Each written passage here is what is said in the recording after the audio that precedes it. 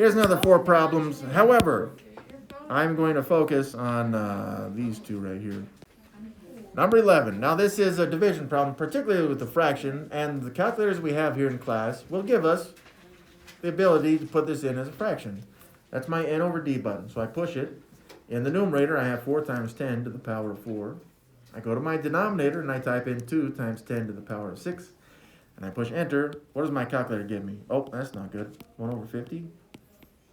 Remember, fractions are not good for scientific notation, but I can make the calculator changes into a decimal. Just right above the enter button, push the double arrow button. Push. And it gives me 0.02.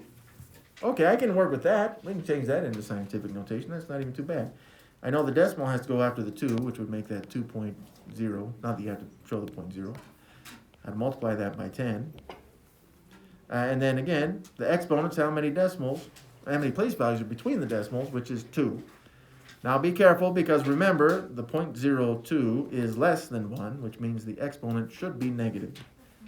And so we end up with 2 times 10 to the power of negative 2 as the answer to this division problem. All right, now, of course, you're still welcome to do this by hand, but I really like calculator method. So, n over d, 5.8 times 10 to the power of negative 6. In the numerator, I go to the denominator, 2 times 10 to the power of negative 3. Enter, and it gives me a decimal. That's okay, 0.0029. I can change this by hand into scientific notation. I know the decimal is going to have to go after the 2, between the 2 and 9. 2.9 then, times 10 to some power. The exponent would be 1, 2, 3 right there.